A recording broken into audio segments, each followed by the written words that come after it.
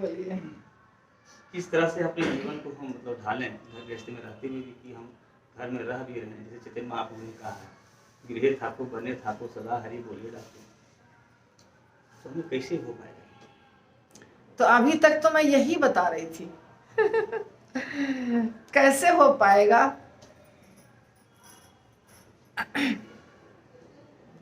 बाहर से रहिए घर में, शरीर घर में रहेगा पर मन कहाँ रखना है? भगवान के चरण कमलों में।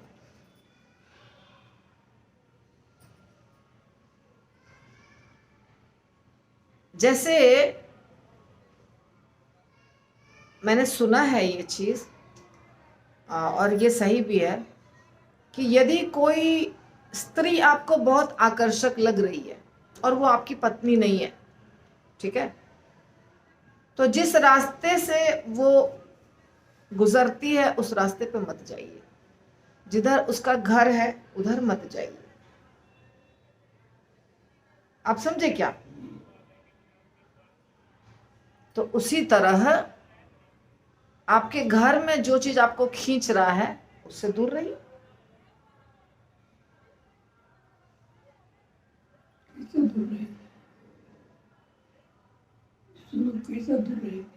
कैसे दूर रहेंगे? मतलब दूर रहना पड़ेगा ना। आपको जो चीज आपको मालूम है कि ये चीज मुझे बहुत आकर्षक लग रहा है, तो ये चीज से हमको दूर रहना है, इस चीज से हमको दूर रहना। तो दूर रहने के लिए तो आपको प्रयास करना पड़ेगा। कैसे दूर रहना? शराब आपको बहुत अच्छी लगती है, मान लो पीना, चाय आपको पीना बहुत अच्छा लगता है, तो आप चाय नहीं पीना है, इसके लिए आपको क्या करना होगा? चाय के बदले कुछ दूसरा चीज पीना होगा। मान लीजिए सब लोग चाय पी रहे हैं, तो पहले तो उस स्थान पर मत रहिए जहां सब लोग चाय पी रहे हैं, हट जाइए, क्योंकि आपको पता है कि चाय को देखने के बाद आकर्षण होने वाला है। तो जैसे सब लोग चाय बनाते हैं वो टाइम पे आप कुछ और कार्य करिए। आपको पता है सुबह उठ के सब चाय पियेंगे, आप माला उठाइए, चले जाइए बाहर, माला कर लीजिए। ये सब इस समय में सब लोग चाय पियेंगे बैठ करके, तो उस समय आप हट जाइए उस स्थान से। उस स्थान को छोड़ना पड़ेगा, उस व्यक्ति को छोड़ना पड़ेगा जो आपको आपके जीवन में बाधा दे रहा है ना? और क्या रास्ता है? और कोई रास्ता नहीं है। समझना होगा, ज्ञान की आवश्यकता है। ये ज्ञान तो चाहिए आपको, लगातार आपको ज्ञान चाहिए, आपको परिणाम देखना होगा। ये मान लीजिए आपको गुलाब जामुन बहुत पसंद है, मान लीजिए, और आपको पता है गुलाब जामुन खाने के बाद मुझे क्या होने वाला है, ठीक है, डायबिटिक पेशेंट है या कुछ है, तो आप जैसे गुलाब जामुन देखिए, आप उसके रिजल्ट के बारे में सोचिए कि अब ये खाऊंगा तो क्या होगा। रिजल्ट को हमेशा याद रखिए। जैसे कोई बच्चा खेल रहा है बहुत ज्यादा और उसको एग्जाम देना है, तो बच्चे को तो होश नहीं रहता है, माँ बाप को पता होता है कि ये अगर खेलेगा तो पास नहीं करेगा, तो माँ बाप उसको गुस्सा करके क्या बोलते, पढ़ो। तो रिजल्ट जो होगा आपके कर्म का वो ध्यान में रखेंगे तो फिर वो कर्म नहीं करेंगे। उस स्थान को छोड़ना होगा, उसके रिजल्ट को याद करना पड़ेगा और उससे बेटर चीज में एंगेज होना पड़ेगा, उससे बेटर चीज में, है ना? जो चीज आपको अच्छा लगे। हर आदमी को कुछ अच्छा लगता है, तो वो आपको ढूंढना है कि आपको भजन क्रिया में क्या अच्छा लगता है। माला करना अच्छा लगता है, मंदिर के दर्शन करना अच्छा लगता है, शास्त्रों का अध्ययन करना अच्छा लगता है, क्या अच्छा लगता है वो चीज करना। विषया विनिवर्तन्ते निराहारस्य देहिनः रसवर्जम रसोऽप्यस्य परम दृष्ट्वा निवर्तते। परम दृष्ट्वा बेटर चीज में एंगेज होना पड़ेगा आपको, तो इंफीरियर चीज जो है वो छूट जाएगा। हम छोड़ना चाहते हैं मगर हम पकड़ के रखे हैं, तो कैसे छूटेगा? थोड़ी तकलीफ तो होती है ना कोई चीज छोड़ने में, कि नहीं होती है? बताइए, थोड़ी तकलीफ तो बर्दाश्त करना पड़ेगा ना। ये सारी चीजों को छोड़ने से लाभ क्या होगा? क्या चीज को छोड़ने से? जो हमारी जिस चीज को हम ग्रहण कर रहे हैं, जो आप चीज को छोड़ने कह रहे हैं, घर से आसक्ति, परिवार से आसक्ति, बच्चों से आसक्ति, समाज से आसक्ति, इस दुनिया से आसक्ति जो छोड़ने के लिए कह रहे हैं, ये सारा चीज यदि हम छोड़ दिए तो हमें क्या लाभ होगा?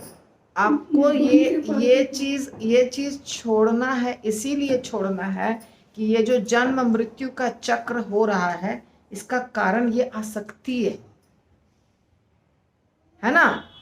इसका कारण आसक्ति है इन चीजों से। अगर कोई आदमी शरीर त्याग कर रहा है और शरीर त्याग करते समय भगवान के ऊपर चेतना नहीं जा रही है, बेटा के ऊपर चेतना जा रही है, पोता के ऊपर चेतना जा रही है, धन के ऊपर चेतना जा रही है, तो उसको तो आना पड़ेगा ना वापस इस दुनिया में फिर वो चीजों को भोगने के लिए।